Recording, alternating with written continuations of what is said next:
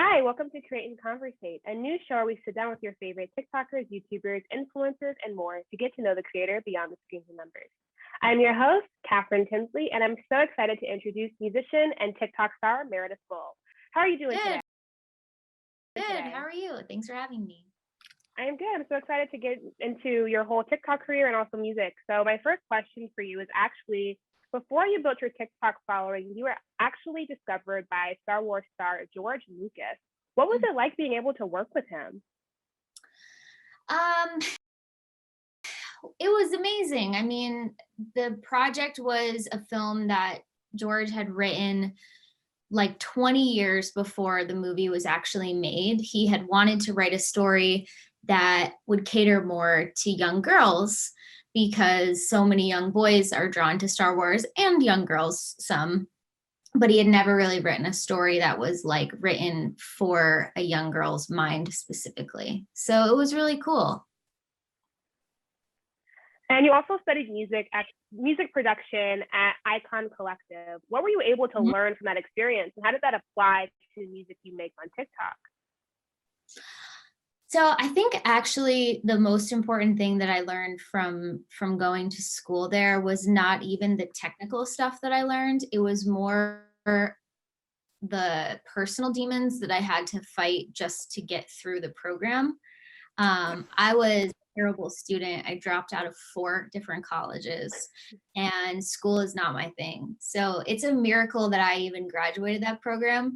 But I think it goes to show that when you're actually studying something that you're interested in, that you can do well. But yeah, I just had to really face like my own insecurities and also just being with a group of people that you had to like reflect back to you about your work on a weekly basis. I think musicians, it's kind of like an isolated career path because a lot of us create alone and then we don't necessarily receive feedback, or not even feedback. We don't even just get to see what the experiences for somebody to hear the music until way later in the game. And I think it's why a lot of people want to become musicians, but they never become fully realized, is because they don't know if they're good, or meanwhile, they could be amazing and nobody's ever heard their stuff. So it was a combination of just like having to face my own insecurities and then having just like the support of the group of like-minded people. And you've really been able to take your musical talents and bring it to the TikTok app, and that's brought you a lot of attention and engagement on the app. What advice would you give to someone who is musically gifted, but they might have anxieties about sharing their music publicly? To find a group of people, whether you just take one class, like there's so many communities now through Discord and YouTube, find a small community of people or a few friends that you can share your musical ideas with that are really going to like cheerlead you. Because my whole thing is like, more often than not, what all of us need is just a cheerleader. Then we need somebody to like critically look at our stuff, because I think we are all living in a day and age where we're all already so self-critical that sometimes we just need that like loving support of like, yes, go you, keep going. Because I think naturally we're already like, how can I be better? And I mean, that's at least my experience, is I'm so hard on myself already. So I would say if you can find a group of people to help support you, that part of you and that part of your artistry, I think when you feel confident, you're just in a much better place to create content and to put it out there, because it's low-key terrifying, like having your art in front of the world. Absolutely. And why did you gravitate to the TikTok app?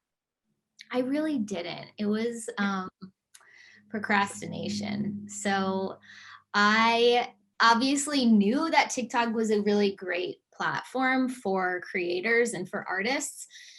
And I had been dragging my feet on it. If you look back on my TikTok, there's like a year's worth of squirrel feeding videos. And I just was like entertaining myself that way. And then, I don't know, I found a video of a kid falling on a playground and it sounded just like a snare. and I made a video of it and nothing really happened. And then a couple days later, I was like, I'm just gonna try to do like 2 or 3 posts a week on TikTok. So I was just like making content to make content. And I knew nobody was watching. So there was no pressure. I was just like, I'm gonna do what I think is funny. And so the next video was like my first viral video, which is like this cat playing a rubber band on a box, and it sounds just like a stand-up bass. And I don't know, I hear everything musically, everything has a tone to me. It's from being in voice work and being a singer since I was a child. Everything has like a tone to me. So it's the most natural thing for me to hear things that sound like a song and want to turn it into a song. So I was just doing like what entertained me, and the rest is history. And what was your first reaction when you went viral for the first time? So it's actually a really cute story. So I was going home for Thanksgiving, this last Thanksgiving, and I was on the aisle of the plane, like walking to my seat. And I saw like all these notifications on my phone for TikTok. And I'm like, that's very weird. Like there's usually none. So I opened my phone, and I think I had never gotten more than like 6,000 or 7,000 views on a squirrel video. And it was like at like 86,000 or something. And I was like, what? And there were all these comments, and I had to sit in my seat and I had to turn my phone off, you know? And I remember like turning to this stranger, and all I wanted to say was like, I think I'm going viral on TikTok, but I don't think I said anything to him because I was like, don't be a weirdo. And then when the plane landed, it had like 500,000 views, and I was just like, oh my gosh. And it was really special because I spent the week with my family in New York, and we all got to like watch the engagement of the video. And I don't live close to my family, but I am close with them. So it was just like a really nice time to be able to like share with them the joy of like just people getting enjoyment out of my silly ideas. Absolutely. And what has it been like having this community online with this large following? It's wild. Um, it's really confronting. It's really beautiful, but it's also really confronting. I've never had people that are watching me. Like my audience used to just be like my friends and my family, and they weren't like waiting around to watch my next move. And now it's like I have fans that are following me for my work, not because they know me. And they all have an opinion when I release new stuff. So it's like having these opinions from strangers that have been following you is like a very wild thing, because you're like, you want to take it into consideration because they're your fan and they've been watching your videos. So it's not just like a troll stopping by, which we get plenty of those too, by the way. But I think it's like really trying to like measure everything against, I got into this because I was just entertaining myself, and I was just like doing what I thought was fun. And I think I always have to constantly kind of come back to that now of like, am I doing this thing here because I think it's going to please those people, or because this is fun for me? And I think that's finding like the balance of that is really like the struggle that I'm facing right now. And what have been the tools that you've been able to use in order to kind of find the balance with having this following, having all these opinions, but then also trying to stay true to yourself? There's a couple people at my school. There's a really great dude named Vito who works at the school, and he and I will check in now and then and be like, this is what's going on. These are the labels that have contacted me. These are the people barking up my tree. I don't really know if what they want is genuine. And then, yeah, like my friends from school and my family. My family will keep me humble my whole life. Like nothing impresses them. They're like, they are the real deal. They don't ever like fluff me at all. They're just like, cool. And getting into your content creation, one thing that's really impacted all of our lives is the current COVID-19 pandemic.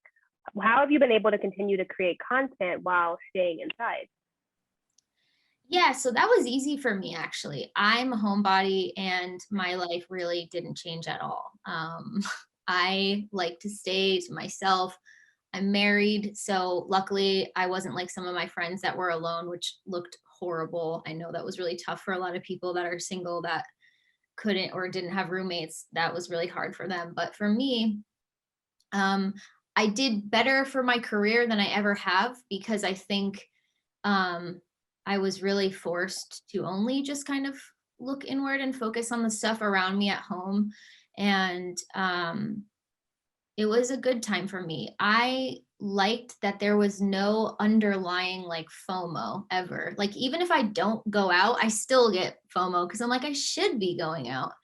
So to just know that there was none of that going on was like really nice. It would almost be nice if we could like do it periodically. Like we all do this, once a month, one weekend a month. We don't make any plans and we just work on ourselves. And my final question for you is, with you being a producer and being musically talented, what can fans expect to see next from you? I think more music that's not created from like a sound on TikTok. I do have a music video coming out next Wednesday, the 30th, for the "I Don't Want to Be Touched" song, which was created from a sound on TikTok. But I'm working on a lot of music that is just my solo stuff that sounds kind of like the TikTok music, but it's not created from an idea off of TikTok. So yeah, just more music and always more TikToks because it's just now it's a fun thing. Well, thank you so much, Meredith, and thank you for your time. Catherine, that was awesome.